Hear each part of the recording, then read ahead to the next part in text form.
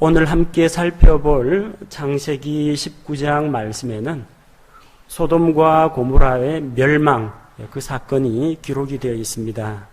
지난 시간에 우리가 창세기 18장 말씀을 살펴보았습니다.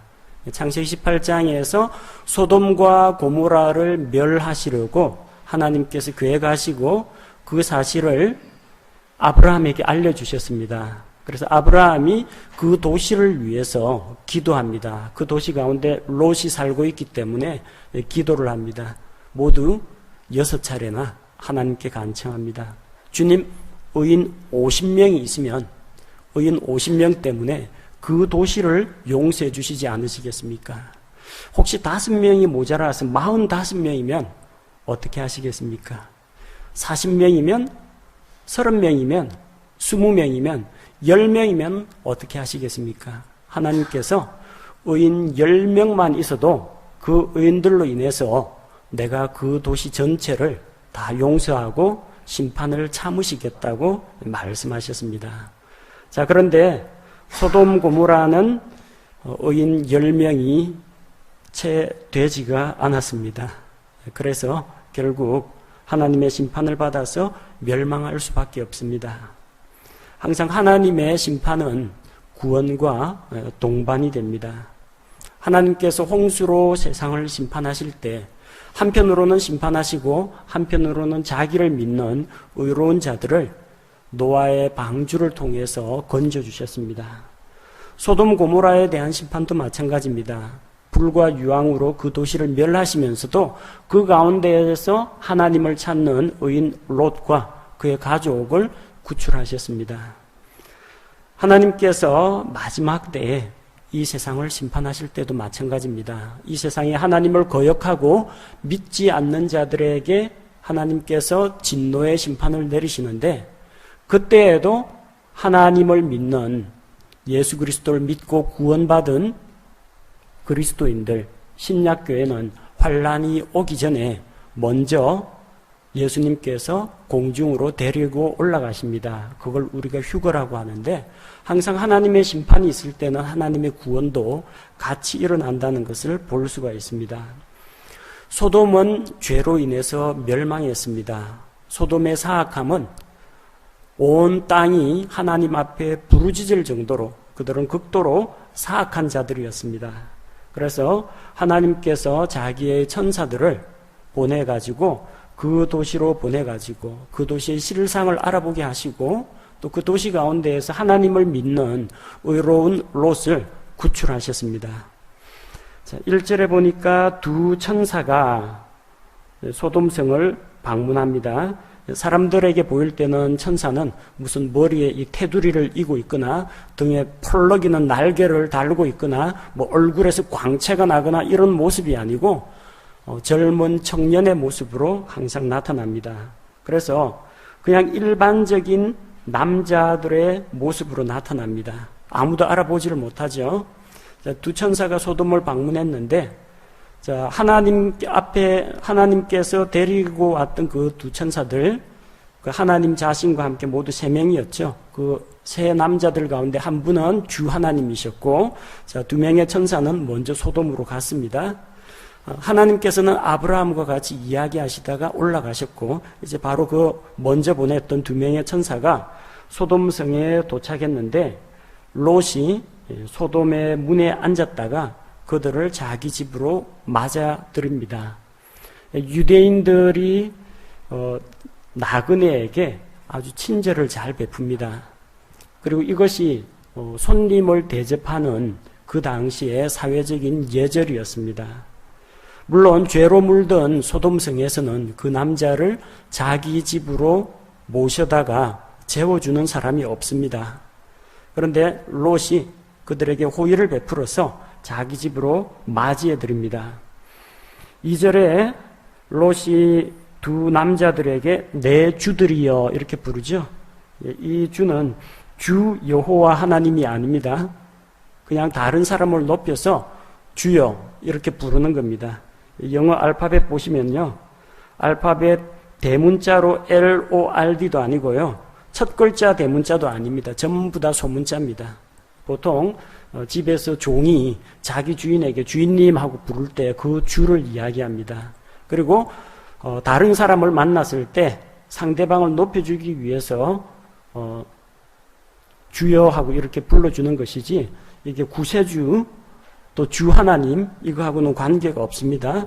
롯은 아직까지 이들의 정체를 모르지만 여행자들이 거리에서 자면 안 된다고 이야기합니다. 그들은 우리가 거리에서 온 밤을 지내겠다고 하니까 롯이 그들에게 조릅니다. 자기 집으로 오라고. 소돔 성이 얼마나 사악한지 알거든요. 나그네를 접대하지 않습니다. 그리고 이 두 천사처럼 얼굴이 잘생긴 이 미남 남자들이 있으면은 이 사람들은 다 동성애자들입니다. 남색을 하는 자들입니다. 무슨 봉변을 당할지 모르기 때문에 자기 집으로 맞이해 드립니다. 그래서 자기 집에서 이제 조촐한 잔치를 베풀고 천사들에게 음식을 대접합니다. 그들에게 누룩 없는 빵을 구워서 주었는데 그들이 먹었습니다.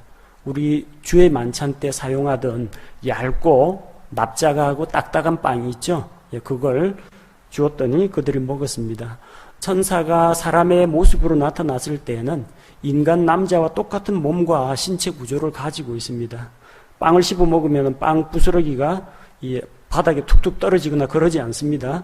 정상적인 사람의 인체 구조를 그대로 가지고 사람의 모습으로 나타난 겁니다. 먹고 마시고 소화시킬 수가 있습니다. 자, 그런데 롯이 그 손님들을 거리에서 재우지 않고 자기 집으로 맞이했다는 것을 동네가 좁다 보니까 다 압니다. 아마 소돔의 남자들이 유심히 봐뒀을 겁니다. 이 도시 사람은 아니고 외부에서 온 젊은 미남자 2명. 그래서 날이 어두워지면은 그들에게 무슨 수작을 부리려고 했는데 알고 보니까 롯이 데리고 갔어요.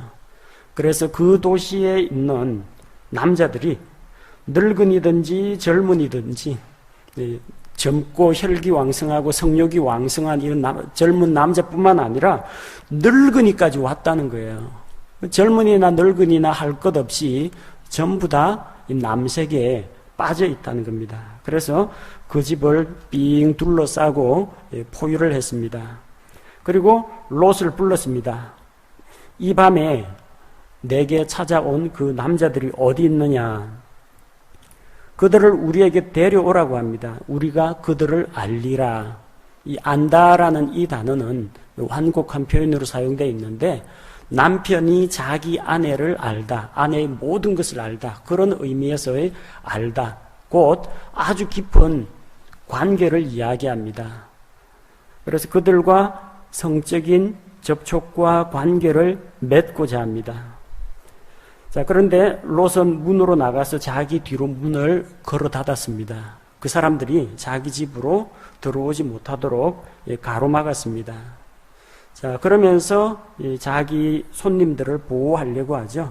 이런 사악한 일을 하지 말라고 합니다.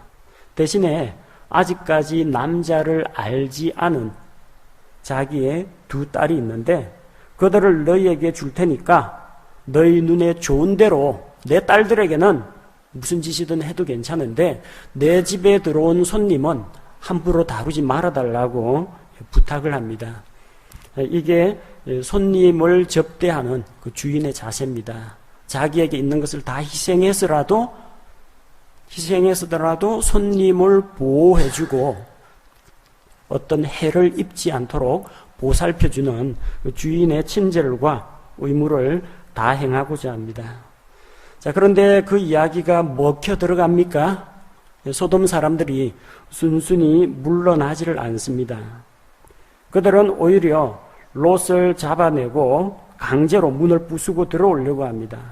가만히 보아하니까 이 롯이라는 사람도 원래 소돔 출신이 아닌데 이 사람이 다른 데서 흘러 들어와서는 소돔 땅에서 자리를 잡고 목축을 하고 재산을 불리더니 이제는 자기들의 재판장이 돼가지고 이래라 저래라 한다. 그러면서 이제는 그들뿐만 아니라 너 역시 악하게 다루겠다고 합니다.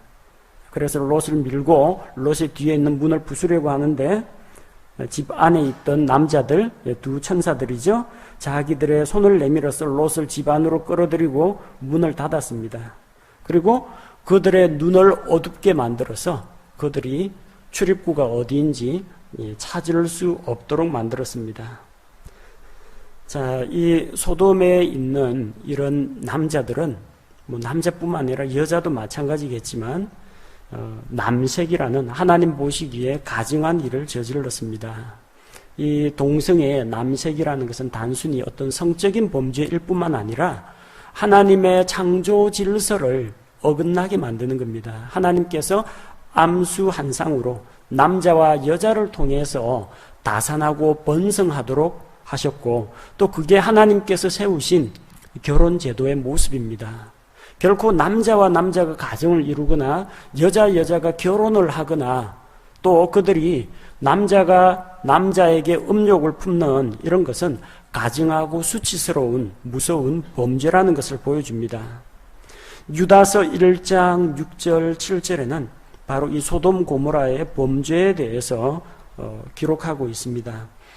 또 자기들의 처음 신분을 지키지 아니하고 자기들의 처소를 떠난 천사들을 큰 날의 심판 때까지 영존하는 사슬로 묶어 어둠 밑에 예비해 두셨는데 하나님이 만드신 천사들 가운데에서 3분의 1 정도가 루시퍼의 반역에 가담을 해서 하늘에서 쫓겨났습니다.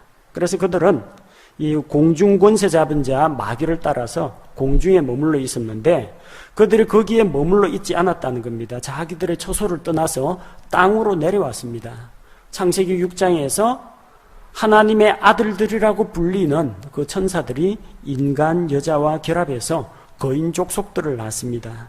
그래서 하나님의 창조 질서를 어지럽히고 거인들을 통해서 잔혹한 살육과 또 생태계를 파괴하는 이것을 막기 위해서 하나님께서 홍수로 이 세상을 심판하셨습니다. 자, 그래서 그 범죄한 천사들은 하나님께서 큰 날의 심판 때까지, 마지막 심판 때까지 그들을 결박해서 저 어둠 밑에 있는 타르타로스라는 곳에 가둬두셨습니다. 그런데 그뿐만이 아니라 이것은 소돔과 고모라와 그것들의 주변 도시들이 같은 방식으로 자기를 음행해 내주고, 자, 그 천사들이 했던 그런 같은 방식의 음행을 저질렀다는 겁니다. 어떤 일을 저질렀어요? 낯선 육체를 따라가다가 영원한 불로 보복을 당하여 본보기가 된 것과 같으니라. 자, 천사들이 인간 여자를 취했습니다. 천사가 인간의 몸으로 육화되어 가지고 인간 여자와 결합해서 거인 족속을 낳았습니다. 이 천사의 몸이 아닌 인간 육체, 다른 육체죠. 바로 이런 이종 교배가 이루어졌다는 겁니다. 그런데 소돔 고모라에서 뭘 했어요? 역시 자기를 음행해 내줬습니다. 남자가 여자와 간음을 저지르기도 하고 남자, 여자가 서로 동성애를 하기도 하고 또 낯선 육체를 따라가다가 소돔 고모라 사람도 낯선 육체, 인간의 육체를 인간이 낯선 육체라고 하지 않습니다. 곧 타 종족의 육체를 취했다는 겁니다. 인간과 천사가 결합하는 일이 소돔 고모라에서 이미 있었다는 겁니다. 우리가 지난번에 살펴보았던 창세기 14장 5절에 보니까 소돔 고모라 주변에 있는 그 지역들에 보니까 거인 족속들의 이름이 나오죠. 성경에 나오는 르바임 족속이라든지 아나킴 족속이라든지 이런 거인 족속들의 이름이 나오는 것을 볼 수가 있습니다. 노아 홍수가 끝난 다음에도 자기 처소를 지키지 않고 땅으로 내려와서 인간과 결합하는 그런 범죄를 저지른 천사들이 있다는 겁니다. 자, 그와 마찬가지로 이 소돔 고모라에서도 낯선 육체를 따라가는 자들이 있었다는 것을 보여줍니다. 그래서 하나님께서는 그대로 두면은 안 되겠다는 거예요. 마치 노아의 때와 같습니다. 질서가 없습니다. 그리고 하나님의 그런 창조의 법칙과 결혼 제도와 이 정상적인 모든 관계가 허물어지고 있다는 겁니다. 자, 심판을 하기는 하는데 심판이 먼저가 아니라 이 가운데서 롯을 구출하는 것이 먼저입니다. 환란 가운데 사람 집어넣고 환란을 통과하게 하고 그 가운데서 구출하는 게 아닙니다. 노아 홍수가 쏟아지고 있는데 홍수 물 속에서 노아를 건진 게 아니죠. 미리 방주를 만들어서 그 안에 대피하게 하고 문 걸어 잠그고 일주일 뒤에 비가 내리기 시작합니다. 소돔 고모라의 심판도 마찬가지입니다. 하나님께서 심판을 하시되 먼저 롯의 가족을 안전하게 대피시킨 다음에 그 다음에 심판을 하십니다. 마지막 날 환란도 마찬가지입니다. 이 세상 마지막 날에 우리 믿는 그리스도인들, 예수 그리스도의 피로 구속받은 자들은 환란을 통과하지 않습니다. 그러니까 적 그리스도니 666 베리칩 이런 거 무서워할 필요가 없어요. 우리하고는 관계없는 이야기입니다. 그거 나타나기 전에 우리는 먼저 안전하게 주님께서 공중 강림하시면 우리는 죽은 그리스도인들은 부활하고 살아있는 그리스도인들은 몸이 변화되어서 공중으로 채여 올라가서 주님을 만납니다. 그리고 주께서 하늘에 예비해 두신 그 초소에 우리는 7년 환란기가 있는 동안에 하늘에서 7년 동안 주님과 보내게 됩니다. 이게 하나님의 구원의 은혜입니다. 그래서 롯과 그의 가족을 구출하는 이야기가 12절 이하에 나옵니다. 12절 13절에 보니까 그 남자들이 천사들이 하나님의 심판 계획을 롯에게 알려줍니다. 이 도시에 있지 말고 떠나라. 주께서 이 도시를 멸망시킬 것이라는 겁니다. 자, 그래서 너와 너의 가족, 내게 속한 것들은 다 가지고 나가라고 합니다. 이 땅의 범죄로 인해서 그 부르짖음이 하늘에 사무쳤기 때문에 주께서 그것을 멸하신다. 그렇게 알려주었습니다. 자, 롯은 나가서 자기 딸들과 결혼한 사위들에게 하나님의 심판에 대해서 이야기합니다. 주께서 이 도시를 멸하실 터이니 너희는 이곳을 떠나라고 가르쳐 줍니다. 자, 롯의 사위들이 있다는 건 딸이 있다는 이야기겠죠. 롯의 딸이 몇 명이냐? 8절에 보니까 남자를 알지 않은 두 딸이라고 했어요. 그런데 14절에 보니까 자기 딸들과 결혼한 사위들, 딸이 결혼했다고 하고 저기는 남자를 알지 않았다.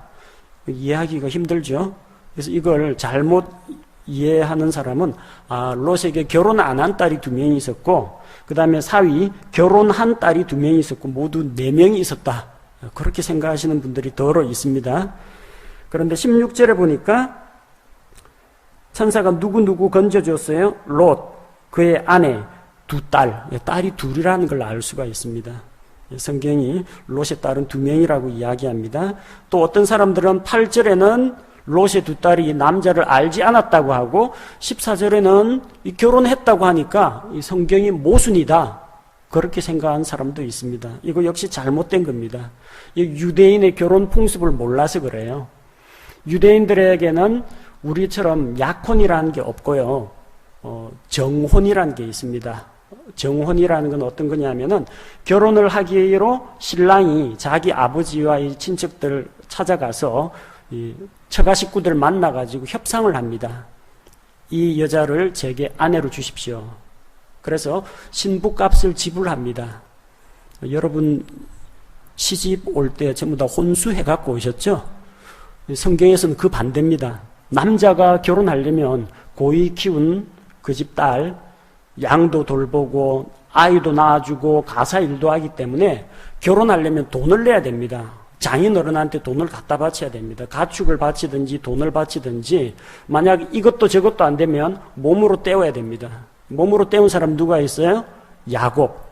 라헬과 레아를 얻기 위해서 7년 아내 한 명당 7년간 무임금 품삯 없이 노동을 했습니다. 14년 동안 노동했어요. 결혼하신 분은 옆에 배우자 한번 보십시오. 몇 년 노동해가지고 얻으셨어요? 거저 얻었다면 하나님의 은혜입니다. 혼수까지 해왔다면요 하나님의 큰 축복입니다.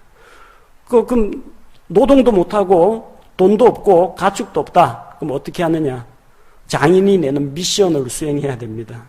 다윗이 가진 게 없잖아요. 목동 양치기가 가진 게 뭐가 있습니까? 근데 상대방은 공주입니다. 사울의 딸 미갈.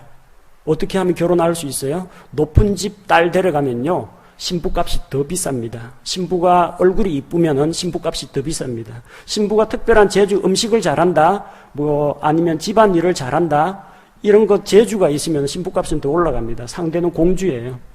나는 도저히 가망이 없다고 하니까 사울이 물론 다윗을 이제 전쟁터에 내보내려고 다른 거 필요 없이 블레셋 사람들의 그 양피 가죽을 베어오라고 합니다. 다윗은 군사 이끌지 않고 자기 그 종들 데리고 나가서 목숨 걸고 싸워가지고 블레셋 사람들을 죽이고 그 양피 잘라다가 사울에게 결혼 예물로 바쳤습니다. 그러고 결혼했어요. 예수님 여러분하고 결혼할 때 뭐 줬어요? 자기 생명을 줬습니다. 십자가에서 흘리신 자기 피를 주고 여러분을 값주고 신부로 사 오셨습니다. 결혼이라는 게 이런 거예요. 근데 그 결혼 예물 줬다고 혼인이 성립하느냐? 법적으로는 성립합니다. 그런데 이 정혼을 해놓고 신랑은 떠납니다. 신랑은 정혼만 하고 신부를 떠나요. 그리고 자기 아버지 집에 가가지고 아버지 집 옆에 방 한 칸을 더 늘려가 만듭니다. 아버지 집이 사각형으로 생겼으면요, 그 옆에 붙여가지고 하나 더 만듭니다. 둘째 아들 장가 갈 때는 이쪽 옆에다가 하나 더 붙이고요. 나중에 또 옆에 붙이고 하다 보면 한가운데 정원이 있는 요런 정원을 둘러싸고 있는 그런 모양의 집들이 됩니다. 예수님께서 말씀하셨죠?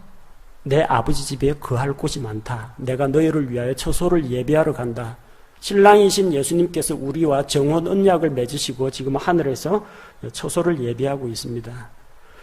그러니까 언제 올지 몰라요.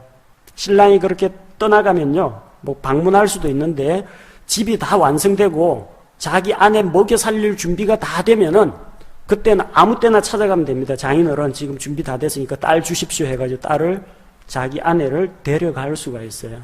지금 이 정혼은 했는데, 롯의 두 딸이 정혼은 했는데 아직까지 남자를 알지 않았다는 건 뭐냐면 정혼만 해놓고 결혼식을 아직 안 올린 겁니다. 다 되면은 신랑이 자기 집으로 데리고 가서 아버지 집에서 혼인잔치를 베풉니다. 그리고 7일 동안 신부를 지붕하고 창이 없는 그 방 안에 신랑 신부가 같이 들어가서 7일간 안 나옵니다. 7일이 지나면 잔치 석상에 딱 나타나서 사람들 앞에 자기 아내의 아름다움을 이제 보여줍니다. 그때는 그야말로 밀월 기간입니다. 신랑과 신부 단둘이 있고 신부의 몸종들만 가까이 있어요. 나중에도 그런 일이 벌어집니다. 이 땅에서 예수님 다시 오실 때 우리가 공중으로 올라가죠. 7년 동안 신부인 교회는 지상에 보이지 않습니다. 하늘에 있는 처소에서 주님과 함께 오손도손 알콩달콩 즐거운 시간을 보내게 됩니다. 땅에서는 무서운 진노의 심판이 쏟아지고요. 자, 그래서 정혼은 결혼과 같은 위력이 있지만 아직까지 혼인잔치를 하지 않은 단계라는 것입니다. 그래서 롯의 두 딸은 남자를 알지 않은 것도 맞고요, 결혼을 한 것도 맞습니다. 신약성경에 보면 마태복음에 마리아가 요셉과 정혼했다고 했죠. 정혼했다고 이야기하는데 천사가 나타나서 요셉에게 뭐라고 이야기합니까? 내 아내 마리아 데려오기를 두려워하지 말라고 합니다. 이 정혼한 상태에서는 법적인 효력이 있기 때문에 딴 남자 만나거나 딴 남자 애를 가졌거나 하면 이거는 파혼이 아니라요, 유대인의 율법에 의하면 돌에 맞아 죽습니다. 두려워하지 말라는 겁니다. 그게 바람을 피워서 그런 게 아니고 하나님의 권능으로 마리아가 기적적으로 수태한 것이다. 정혼한 마리아인데 내 아내 마리아라고 하는데 둘 다 맞는 겁니다. 법적인 효력이 있다는 겁니다. 자, 그래서 이 사위들이 어디에 있었어요? 밖으로 나가서 집에서 지금 같이 살고 있는 게 아닙니다. 14절을 롯이 나가서 사위들을 만나러 간 겁니다. 아마 멀지 않은 곳에 사위가 살았던 모양이죠. 이야기를 했어요. 하나님의 심판이 있을 것이다. 사위들이 어떻게 반응했어요? 롯을 농담하는 자로 여겼다는 겁니다. 이 관계가 시어머니하고 며느리 관계만 어려운 게 아닙니다. 사위하고 장인 사이도 상당히 좀 어려워요. 웃어른이고 자기 아내의 아버지이기 때문에 그래서 이 사위들은 장인어른 앞에서는 일단 머리 숙이고 들어갑니다. 자기 아버지 이상으로요. 차라리 아버지는 편할 수가 있는데 장인어른 하면 좀 힘듭니다. 며느리가 시어머니 어려워하는 거하고 마찬가지예요. 그런데 이 사위들이 롯을 우습게 여긴다는 겁니다. 롯이 진지하게 이야기하는데 하나님의 말씀을 선포하는데 세상에 장인어른이 농담하는 자라고 여길 정도로 롯은 사위들한테 신뢰와 존중을 받지를 못했습니다.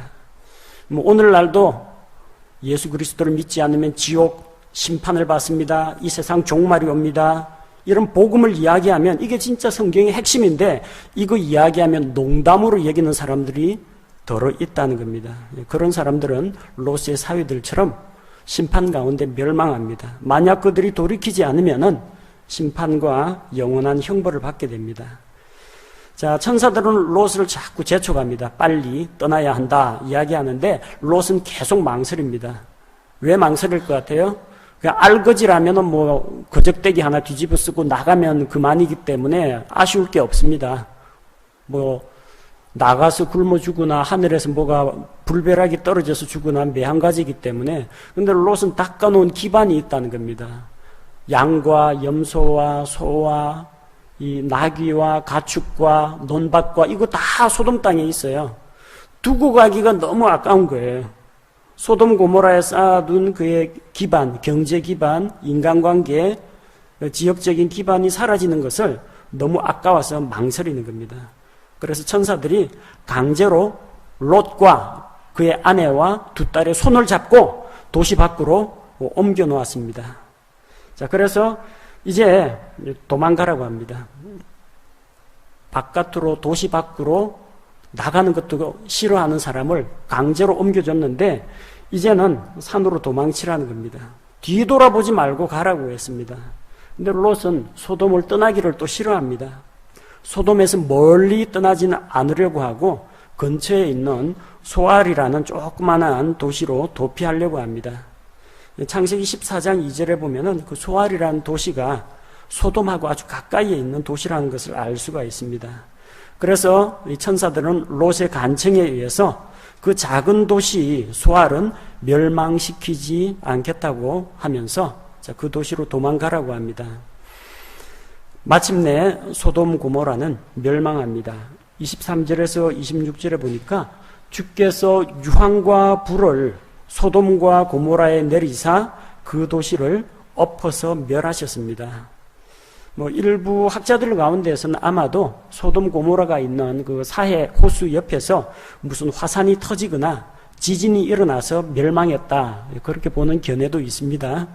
근데 우리는 성경을 특별한 이유가 없는 한 문자 그대로 봅니다. 24절에 주께서 하늘에서 주로부터 유황과 불을 비같이 내리셨다고 되어 있습니다. 그래서 우리는 이게 그대로 사실이라는 걸 믿습니다. 왜냐하면 이게 화산 폭발과 지진으로 하면은 지진이 가면 일직선으로 쫙 가거나 이렇게 딱 퍼져나가는데 정확하게 소돔 고모라만 박살내고 인근 도시에는 피해 하나도 안 주고 그런 지진은 없습니다. 그리고 화산이 터지면요, 그 용암이 쭉 흘러가는데 그 지대는 용암지대도 또 아니에요. 용암 굳은 그런 지대도 아닙니다. 그리고 화산이 터지면은 주변에 있는 화산이 터져가지고 사방으로 퍼져나가지 한쪽 도시만 때리는 법은 없습니다.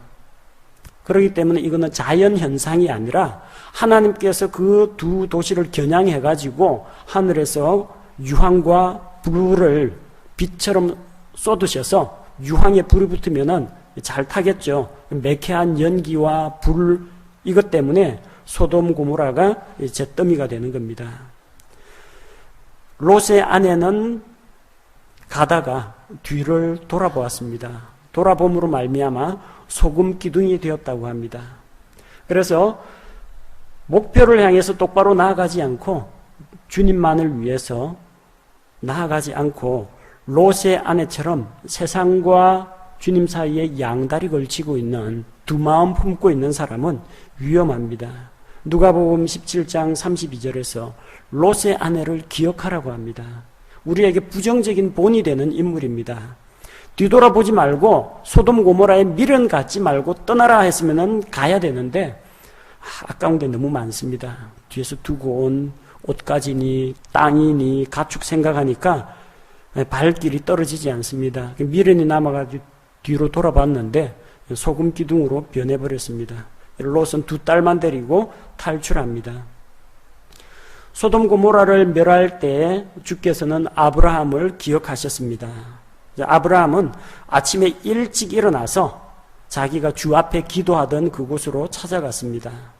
소돔과 고모라가 불타서 연기 기둥이 올라가는 것은 아브라함이 사는 곳에서도 보일 정도였습니다. 그리고 롯이 거하던 그 도시를 엎어 멸하실 때에 아브라함을 기억하시고 롯에게 은혜를 베푸셔서 심판의 때에 그를 도시 밖으로 옮겨주셨습니다. 두 딸과 간신히 탈출한 롯은 어떤 일이 그에게 벌어집니까? 30절 보니까 일단 소돔 고모라의 그 하나님의 심판과 형벌로부터는 구출이 되었습니다. 그 다음에 삶이 중요합니다. 롯이 소알에 거하기를 두려워합니다.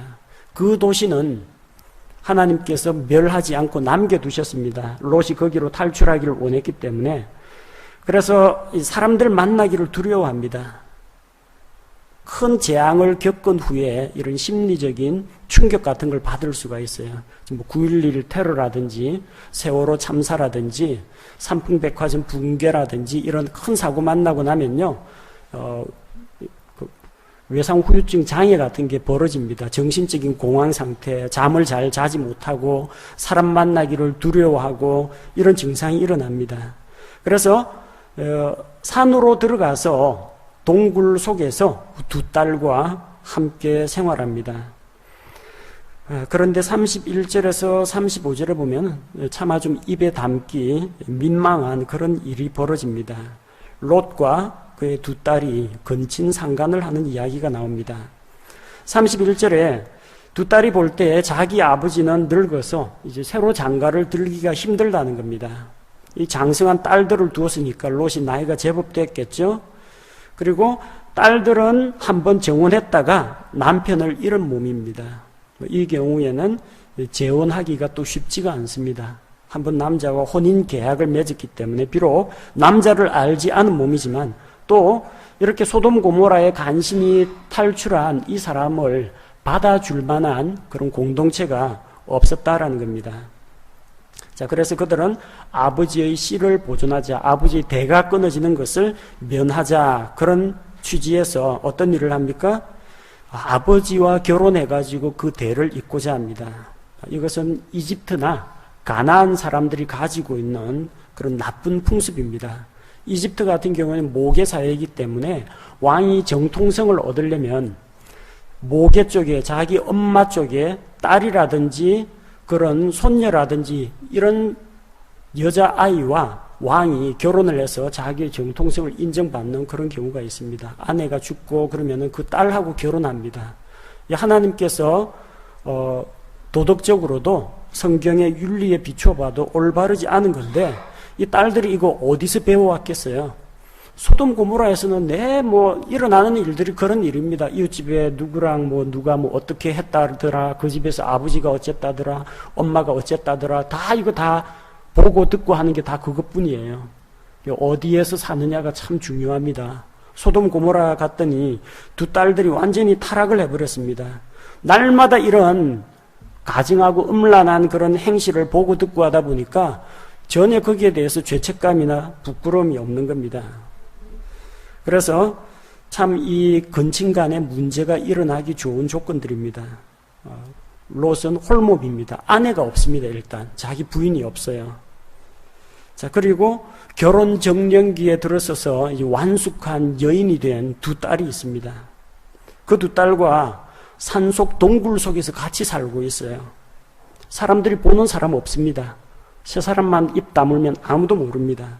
사람들의 시선이 닿지 않는 그런 은밀한 공간, 상당히 위험한 겁니다. 우리나라에 있는 각종 안 좋은 무슨 방 문화 있죠? 방 문화, 노래방, 비디오 방, 이런 방, 은폐된, 밀폐된 이런 공간, 범죄의 온상이라는 겁니다. 그리고 때는 언제냐? 그 밤에 어두워가지고 사람들이 자기들의 수치스러운 모습을 가릴 수 있는, 부끄러움을 잊게 만드는 그런 일들이 주로 밤에 일어납니다. 백주대낮에 이런 거 못합니다. 맨정신으로 맨 얼굴로 이거 못합니다. 밤중에 일어난 이야기입니다. 그리고 술의 힘을 빌렸습니다. 포도주를 먹여가지고 아버지도 취해가지고 재우고, 그러니까 이성적인 판단을 하지 못하게 되는 거죠. 딸들도 술 먹고 술을 마셔가지고 술 기운을 빌어가지고 자기의 어떤 도덕적인 관념이라든지 윤리의식 같은 것들을 다 던져버리고 술의 힘을 빌어가지고 이런 관계가 일어나게 됩니다. 그래서 롯의 두 딸들이 자기 아버지의 아이를 임신하게 됩니다. 큰 딸은 아버지로부터 임신을 해서 아들을 낳았는데 그 아이의 이름이 모압입니다. 나중에 모압 족속의 조상이 됩니다. 둘째 딸은, 작은 딸에게서는 베남미가 태어나는데 그 베남미는 암몬 자손의 조상입니다. 모압과 암몬 자손이 아브라함의 조카인 롯을 통해서 나옵니다. 38절에 보니까 바로 그는 이날까지 암몬 자손의 조상이라 했죠. 이날까지가 언제냐면은 모세가 지금 창세기 기록하고 있으면서 이날까지라고 적는 겁니다. 모세가 이거 언제 적었어요? 신명기 기록하면서, 창세기, 출애굽기, 레위기, 민수기, 신명기 기록하면서 요르단강 건너기 직전입니다.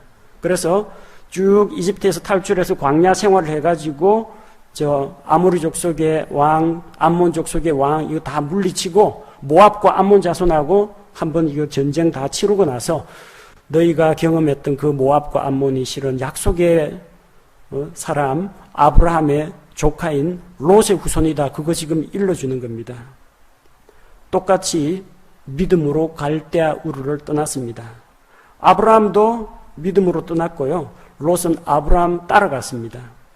아브라함은 하나님의 말씀을 따라갔고 롯은 아브라함을 따라갔다. 성경은 그렇게 기록하고 있습니다. 둘 다 약속의 땅 가나안에 들어왔습니다.